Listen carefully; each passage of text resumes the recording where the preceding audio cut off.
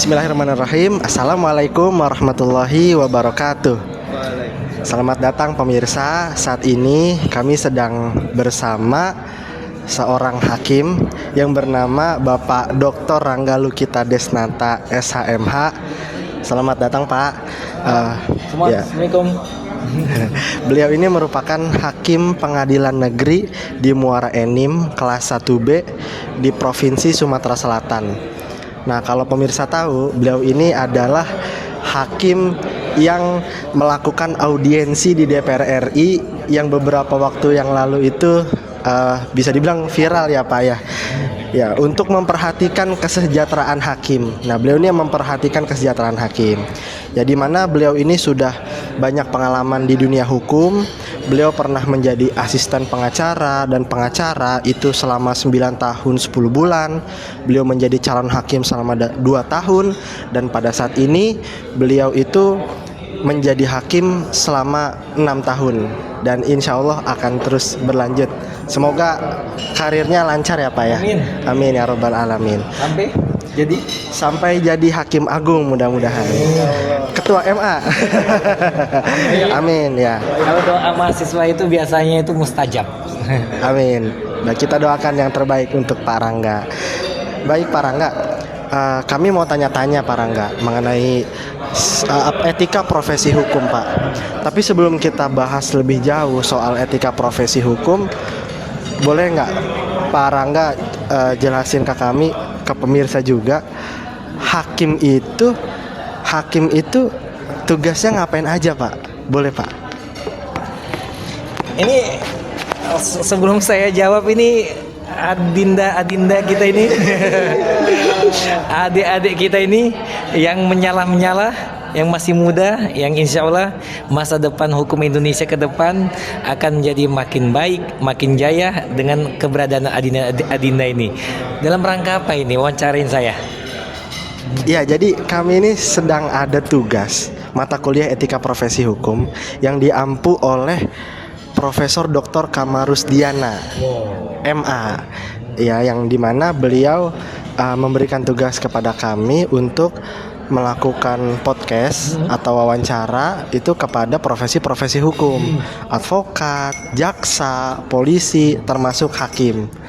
Dan kebetulan alhamdulillah Pak Rangga sebagai hakim bisa menyempatkan dirinya untuk mendampingi kita. Gitu ya. Baik. Oke, semari kita makan ya. Saya jawab ya. Apa sih tugas hakim? Simpelnya tugas hakim itu ngadilin perkara, baik perkara pidana maupun perdata. Tapi kalau perkara masalah keluarga, family law, tergantung juga agamanya itu apa. Kalau agama Islam itu ada spesifik pengadilannya, yaitu peradilan agama. Di luar itu ditangani oleh peradilan umum. Ada lagi peradilan yang melibatkan anggota militer. Kalau anggota militer melakukan suatu kejahatan, itu diadili di peradilan militer. Selain itu ada lagi peradilan yang mengurusin sengketa antar masyarakat melawan pejabat pemerintahan atau pejabat tata usaha negara, yaitu peradilan tata usaha negara PT UN. Ringkasnya, tugas hakim itu adalah memeriksa, mengadili dan memutus perkara yang diajukan kepadanya. Bisa perkara pidana, tata usaha negara, militer, perkara perdata dan lain sebagainya. Kalau bahasa orang awam itu apa? Memberi keadilan kepada pencari keadilan. Kurang lebih seperti itu. Itu ringkasnya. Silakan Adinda, tanya lagi. Baik, silakan pertanyaan saja oleh Fauzan. Baik, Bapak, Abang ingin bertanya terkait tadi kan hakim bertugas untuk mengadili ya Bang ya. Nah, dalam memberikan keadilan itu apakah berdasarkan pengalaman Abang atau rekan-rekan Abang sebagai hakim, ada nggak sih intervensi atau tekanan dari pihak mau penggugat, tergugat atau pihak lainnya Bang dalam memutus perkara itu Bang? Ini pertanyaan yang bagus ini, arahnya ke independensi peradilan ya. bahwa salah satu nilai yang harus dimiliki hakim yang ideal itu adalah apa? Integritas. Integritas itu berhubungan dengan independensi. Independensi itu artinya apa? Dia itu tidak goyah. Tidak goyah dalam mengadili perkara. Baik ditekan secara fisik, psikis, maupun mendapatkan iming-iming. Iming-iming materi ya, materi atau dalam bentuk imateri lainnya. Halo, salam kenal. Silakan duduk kalian. Jadi pertanyaan dari Fauzan tadi, apakah pernah mendapatkan hal seperti itu? Itu makanan sehari-hari bagi hakim. Tinggal hakimnya bagaimana bersikap. Misalnya, contoh kecilnya, pada saat kita mengadili perkara, kan sering lihat pengadilan di demo, ya kan? Atau ada yang mempengaruhi independensi hakim itu melalui tadi janji-janji, melalui materi, atau bahkan ada entitas-entitas lainnya, lembaga-lembaga lainnya, atau orang-orang berkuasa lainnya yang mempengaruhi hakim itu. Itu bukan sesuatu yang bukan sesuatu yang aneh. Itu udah lazim. Tinggal hakimnya bagaimana bersikap gitu. Itu makanan sehari-hari gitu kan. Dari terkecil saja, jangankan kita bercerita tentang yang besar-besar atau tinggi-tinggi ada jauh. Orang terdekat kita saja, misalnya orang tua kita, istri kita, atau anak kita, itu bisa mempengaruhi independensi kita. Contohnya misalnya, yang kita adili itu misalnya teman arisan istri, ya kan? Atau teman orang tua kita, misalnya hal kayak gitu, ya kan? Atau nanti yang kita adilin itu yang keluarga dengan orang yang pernah hutang budi ke kita. Ya, disinilah integritas hakim itu diuji. Independensi hakim itu diuji. Kita nggak usah cerita bahwa hakim itu ditekan oleh aparat, misalnya aparat yang membawa senjata atau penguasa yang mempunyai tools atau alat-alat yang bisa menekan hakim. Itu ya tentu tingkatan ujian itu levelnya berbeda-beda, dari yang hakim muda sampai kan hakim yang senior, itu bervariasi tantangan ujiannya. Nah, yang jadi masalah itu bagaimana hakimnya, goyah atau tidak, gitu. Kalau goyah artinya integritasnya hilang. Kalau goyah dia enggak independen lagi. Kan independensi itu harus bebas dari campur tangan apapun. Baik dari campur tangan kekuasaan lainnya, eksekutif, yudikatif, atau kekuasaan yang berbau materi, atau atau berbau psikologis atau psikis. Tadi kan kayak istri ini psikis. Iya benar. Iya kan? Atau yang kita adilin itu sengketa, misalnya sengketa perdata, sengketa tanah. Yang kita adilin itu adalah orang tua dari anak kita. Maaf, orang tua dari temennya anak kita.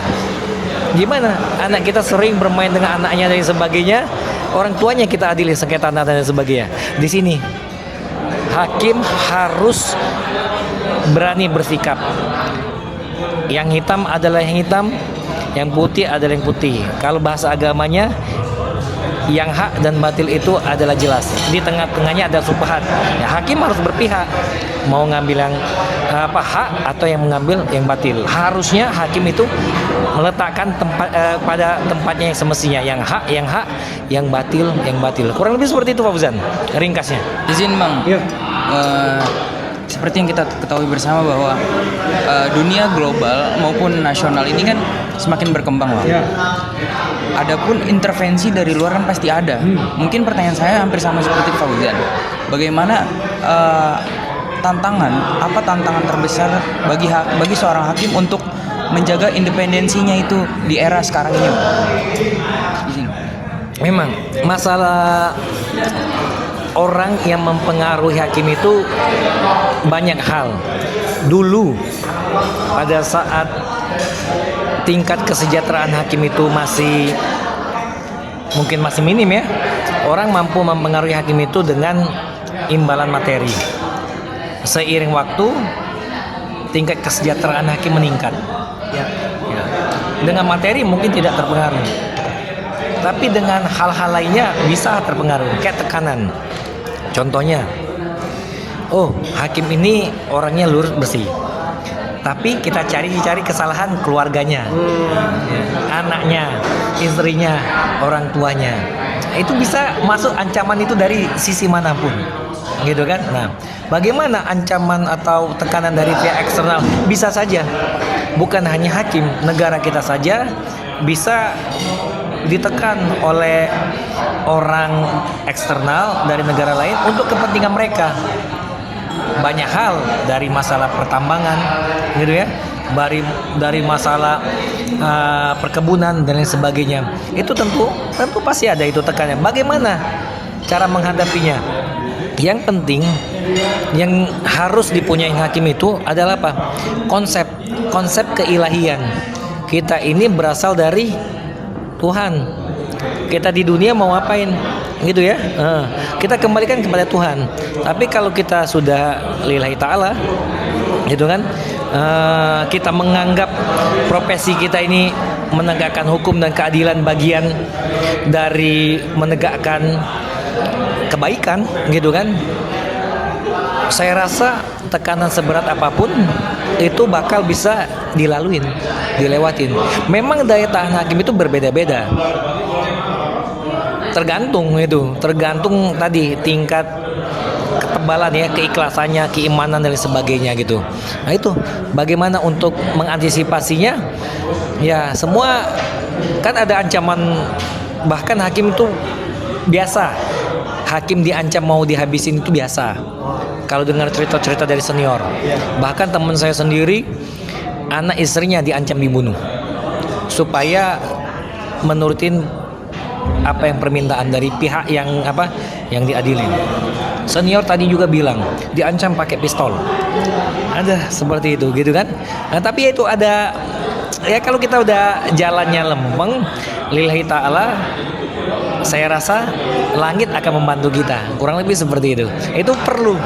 Tapi ini mudah-mudahan bukan hanya ucapan ya. Mudah-mudahan saya juga kuat. Amin. Dan selama ini kalau intervensi ke saya ada intervensi duit ada. Dari sisi sana, dari sini intervensi dari ya duitnya nggak sedikit gitu kan.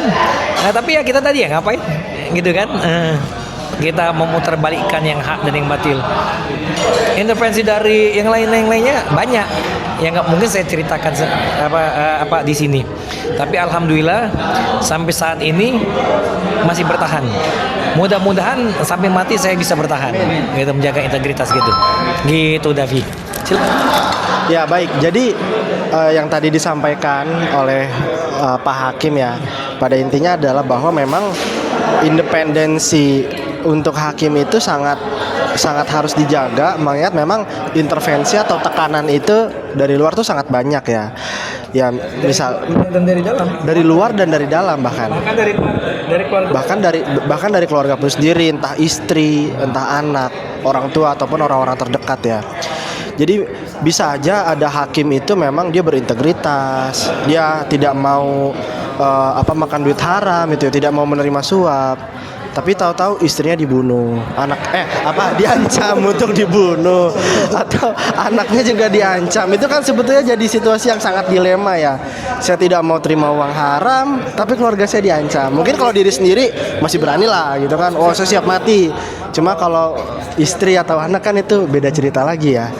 Ya jadi memang untuk menjadi hakim itu memang ujiannya tuh sangat berat ya. Jadi ya kita doakan semoga Pak Rangga dan hakim-hakim di Indonesia ini diberi kekuatan. Amin. Amin. Ya baik. Untuk selanjutnya Pak, saya ingin bertanya Pak. Kalau kita melihat soal pergaulan ya, kalau orang-orang itu kan ya bebas lah nongkrong sama siapa aja, bergaul. Nah, pertanyaan saya, apakah hakim itu punya kebebasan yang sama dengan orang-orang pada umumnya? Dia boleh bergaul dengan siapa aja, boleh nongkrong di mana aja, atau memang sebetulnya ada batasannya gitu? Karena hakim juga kan ya harus menjaga kehormatan juga ya.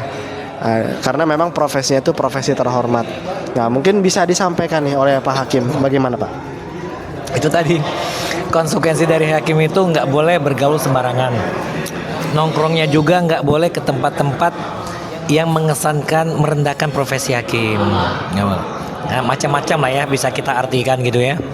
Ke tempat dunia-dunia yang masyarakat sendiri pun menganggap itu negatif, nggak boleh. Gaul pun dibatasin. Kalau kita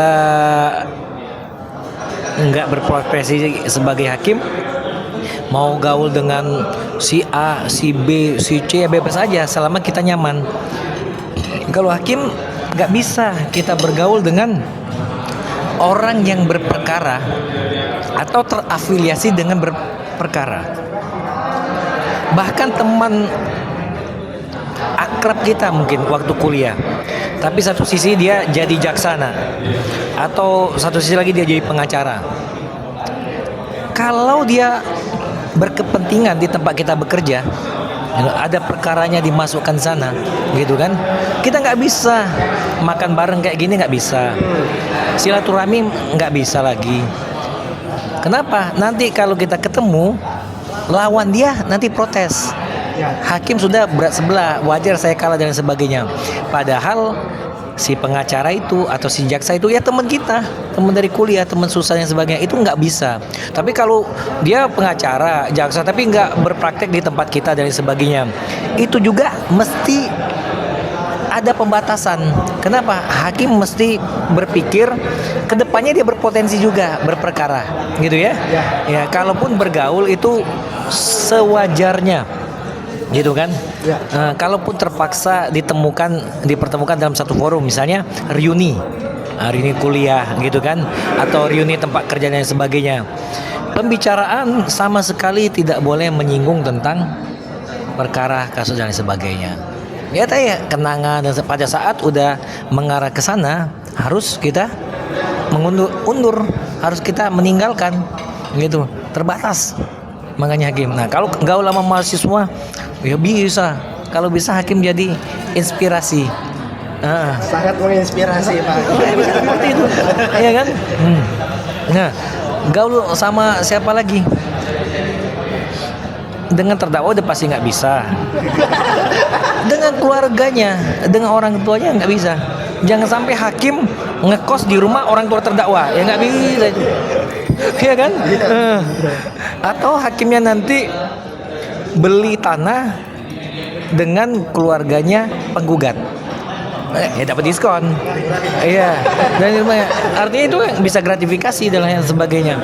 Itu yang harus bijak-bijak. Konsekuensi dari hakim itu hidup kita menjadi lebih lingkup pergaulan kita lebih mengecil, gitu. Kemarin dengan kawan bisa ketawa, bisa seperti gitu kan, naik kaki sembarangan di restoran seperti ini. Jadi hakim nggak bisa. Kemarin keluar rumah bukan dalam rangka olahraga ya, misalnya dalam rangka beli makan atau pakai celana pendek, saja itu nggak bisa. Nggak bisa. Nanti ada foto hakim pakai celana pendek, itu bisa kena kode etik. Ya banyak nilai-nilai yang kepantasan ya, tidak pantas.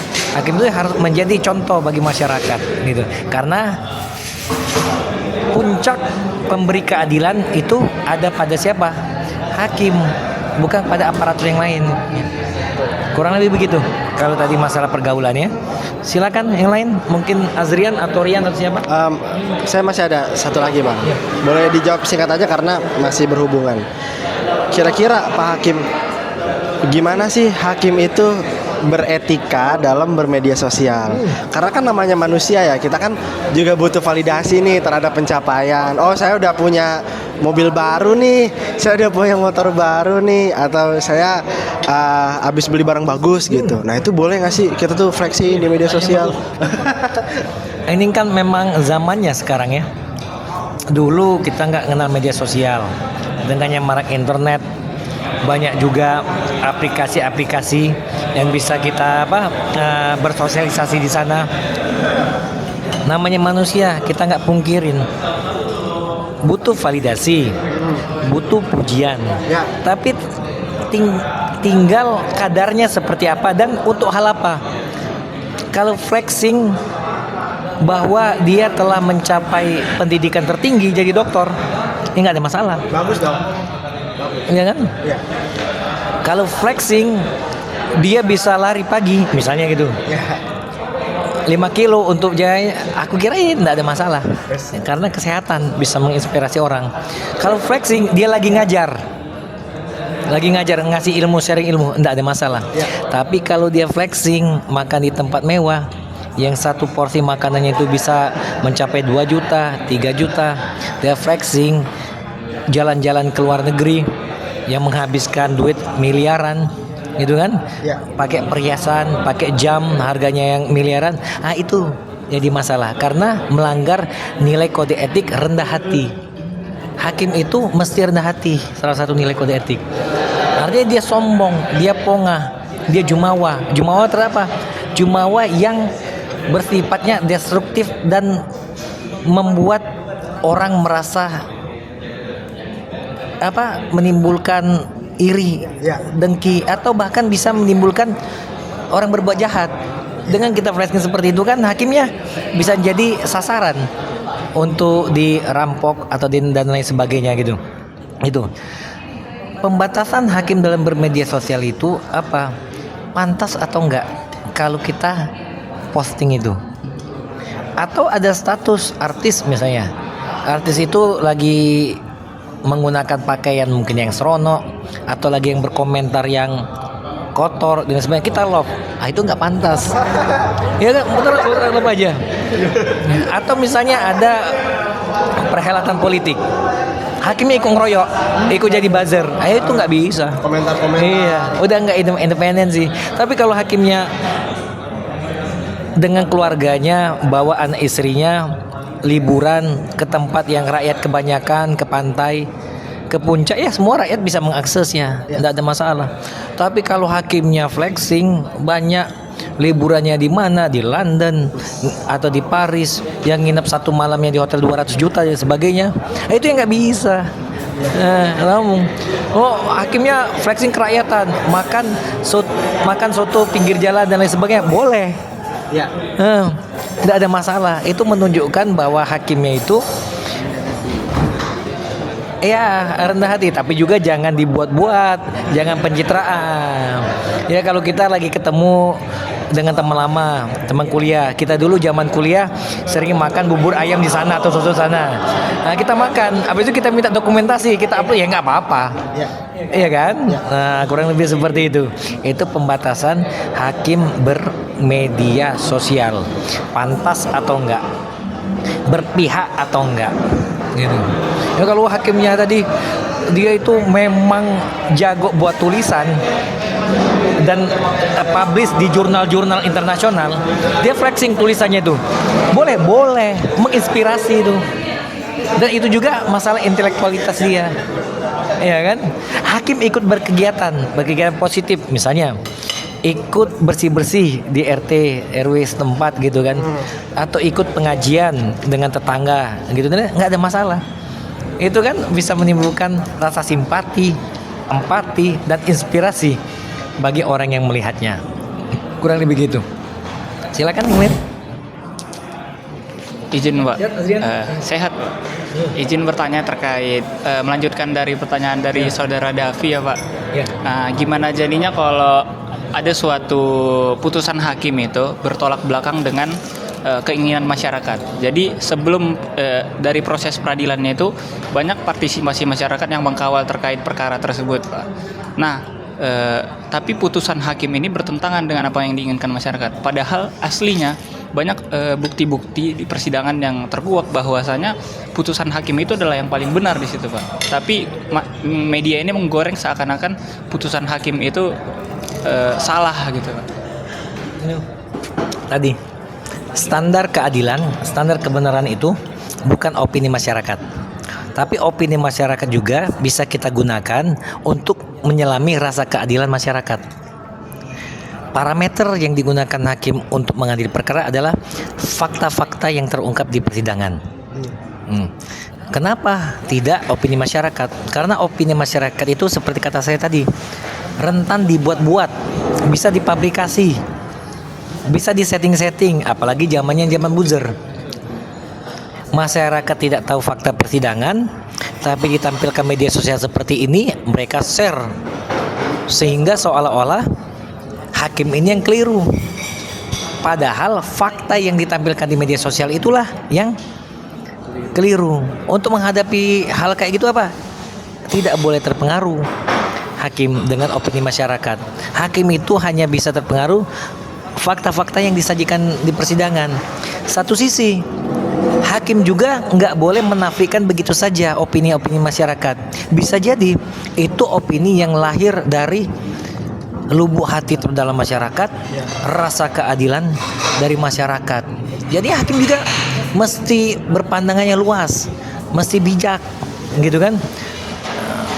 Dia nggak goyah dengan uang ditawarkan oleh pihak yang berduit berperkara, dan dia tidak goyah juga dengan air mata pihak yang berperkara, baik air mata terdakwa, air mata penggugat atau tergugat. Begitu juga tidak goyang dengan air mata masyarakat. Kalau air mata itu lahir dari sesuatu yang tidak benar atau sesat, makanya jadi itu yang harus makanya kalau supaya kita tidak terpengaruh, bagaimana caranya gitu kan. Udah fokus aja ke fakta persidangan. Fakta persidangan hati nurani. Kalau kita ragu mengenai bagaimana sih masyarakat bersikap terhadap hal ini, jangan lihat media sosial, panggil ahlinya, panggil tokoh masyarakat, panggil siapa yang dihormati sana, ulama, kiai dan sebagainya, minta mereka memberikan keterangan di persidangan. Nah, kita bisa menilai memang orisinil atau tidak, gitu kan. Jangan-jangan netizen saja yang begitu, sedangkan masyarakatnya enggak, Pak. Kami juga mencela perbuatan seperti itu, ya kan? Gitu mesti wise ya, kalimatnya itu bijak, jangan gampang terpengaruh dengan opini-opini yang beredar di media massa, media sosial atau di masyarakat. Kurang lebih gitu. Hakim mesti fokus dengan fakta-fakta persidangan.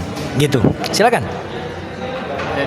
Jadi hakim itu kayak bener-bener menerapkan apa yang dibilang Hans Kelsen lah, Pak ya. Pure the glory of law. Jadi teori kemurnian hukum. Jadi hukum itu nggak boleh bercampur dengan sosial, ekonomi maupun interest seseorang gitu ya, Pak. Izin bertanya ya, mungkin terlalu dalam tadi pertanyaan sebelumnya. Jadi kita nanya yang santai aja lah, Pak ya. Jadi Bapak Saya sikapin itu. Tadi pernyataannya bagus. Iya. Teori hukum murni. Ini Ada namanya lain lubuk, lain ikan, lain padang, lain belalang, lain hakim, lain pikirannya, gitu kan.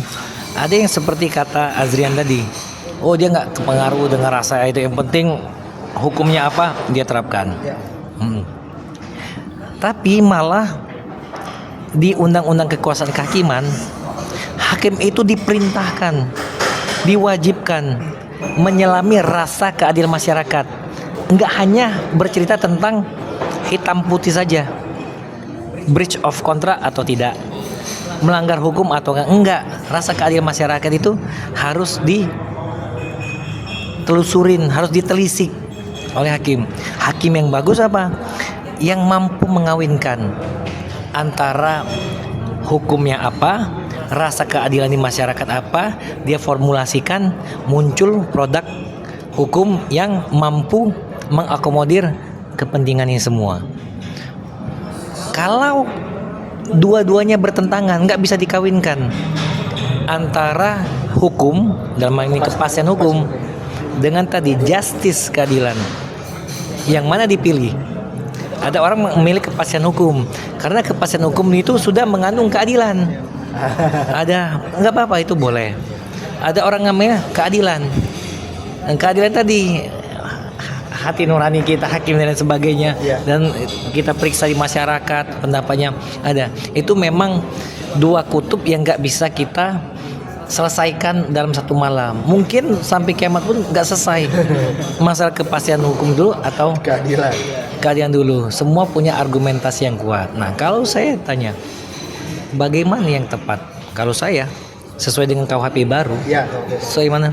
Saya lebih milih ke adilan. Saya terabas. Misalnya seperti itu kan. Kenapa? Karena undang-undang memerintahkan kita seperti itu. Kepastian hukum berhadapan dengan keadilan, hakim mesti milih keadilan. Kayak tadi saya katakan, Azrian belum sampai. Yang cerita masalah susu tadi, suami istri mencuri susu di minimarket malam hari. Dia bongkar minimarket itu, ada duit di kasir, ada skincare, ada minuman bersoda, ada ciki, ada kacang, ada apa dan sebagainya. Dia ambil cuma susu buat bayi, itu aja. Dia lapar perutnya, dia nggak ambil roti, karena saya butuhkan susu untuk bayi saya. Menurut undang-undang kita, ancaman hukumnya 9 tahun. 9 tahun, berat. Pencurian dengan pemberatan dilakukan oleh lebih dari satu orang pada malam hari dan merusak. Dan dilakukan di dalam suatu bangunan rumah. Itu ancamannya tinggi. Tapi adil nggak? Kita vonis 5 tahun, 6 tahun, kan kita bisa vonis 9 tahun, 9 tahun. Rasa keadilan itu ya kita lihat, oh kita kasih terapi 1 hari aja vonis boleh, atau pidana pengawasan, atau pidana percobaan, atau apa, jatuhkan pemaafan hakim, klik pemaafan hakim, dimaafkan aja. Saya orang pertama kali setelah KUHP dan KUHP ini berlaku menjatuhkan pemaafan, klik aja nama saya, Rangga Lukita Desnata, gitu. Ada ya. Saya nggak bisa ngomentarin seperti itu ya, tapi saya karena tadi kalau Anda melakukan tentang kepastian hukum kayak Hans Kelsen itu nggak ada peduli itu, hukum aja, walaupun hukumnya nanti percobaan, pengawasan dan sebagainya. Nah, tapi kalau tadi selama rasa keadilan kecil, kerugian itu paling 50.000, 100.000, walaupun berat dan sebagainya, iya kan? Nah, itu perspektif yang lain ya. Nah, terkadang Hans Kelsen itu lebih kita pilih dalam satu kasus tertentu, tapi dalam kasus tertentu lagi kita pilih yang ini dan sebagainya. Jadi nggak ada, ya nggak terlampau kita pendukung mati kutub ini atau apa. Kasuistis ya, kurang lebih begitu Azrian. Oke, silakan.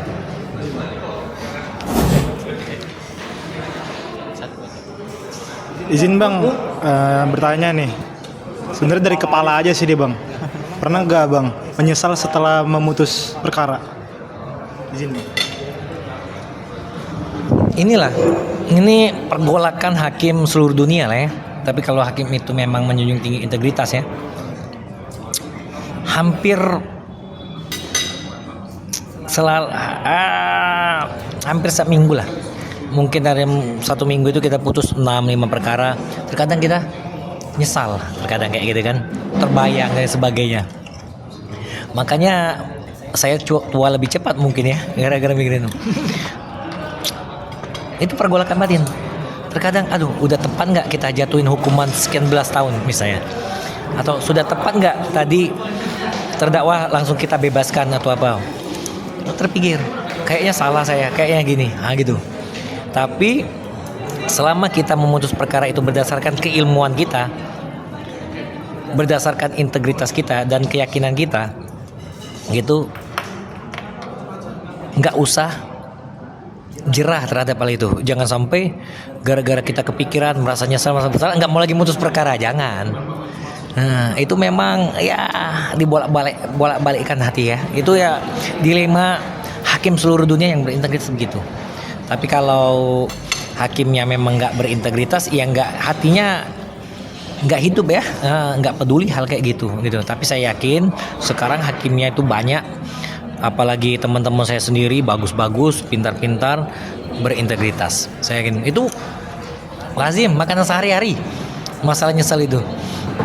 Tapi pikir-pikir lagi, kayaknya udah tepat. Terkadang munculnya pada saat baca Al-Fatihah waktu sholat. Aku bilang gitu kan, ternyata. Atau mau tidur. Pernah kita tuh, aduh, ini itulah. Jadi kembali supaya ngilang itu ambil air wudhu, sholat lah, gitu kan. Hal kayak gitu di makanan sehari-hari Hakim. Nah itu seluruh dunia, saya pastikan itu.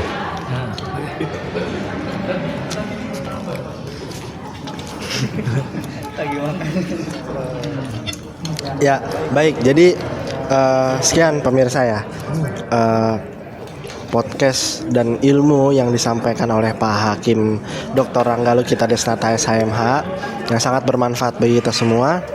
Yang pada intinya dari sekian banyak yang Pak Rangga sampaikan, intinya adalah hakim itu ya harus berintegritas, harus bermoral, harus jujur, adil, memiliki nilai dalam hidupnya, harus kuat, tahan dari segala intervensi baik dari luar maupun dari dalam, dari orang-orang terdekat, itu harus kuat. Jadi memang betul-betul harus independen gitu ya. Tidak boleh diintervensi oleh pihak manapun. Mahkota hakim itu integritas. Mahkota hakim itu integritas. Kalau hakim nggak berintegritas sama saja copot. Raja tapi nggak pakai mahkota, nggak punya marwahnya lagi. Ya, baik, jadi ya hakim yang tidak berintegritas adalah seperti raja yang tidak memiliki mahkota. Ya. Tidak punya power, tidak punya kewenangan gitu aja. Tidak bisa apa-apa berarti rajanya itu. Ya, jadi terakhir kami mengucapkan terima kasih yang sebesar-besarnya kepada Pak Hakim, Pak Rangga yang telah meluangkan waktunya untuk melakukan podcast ini. Kami mendoakan semoga Pak Rangga diberikan kesehatan, kelancaran dalam urusannya, kekuatan oleh Allah Subhanahu wa taala dalam menjalankan tugas-tugasnya, dan dilancarkan juga dalam karirnya. Semoga bisa mencapai puncak karirnya, menjadi hakim agung, bahkan menjadi ketua Mahkamah Agung Republik Indonesia. Ya. Dan juga tentunya kami mendoakan kepada rekan-rekan Pak Rangga, hakim di seluruh Indonesia, semoga bisa menjadi hakim yang kuat, hakim yang independen, hakim yang berintegritas, yang bermoral, sehingga memang keadilan di negara kita ini bisa benar-benar tercapai. Baik, itu saja yang dapat kami sampaikan. Saya Rian, ini ada Asrian, ada Bilal, ada Fauzan, dan Davi. Kami ucapkan terima kasih yang sebesar-besarnya. Wassalamualaikum warahmatullahi wabarakatuh.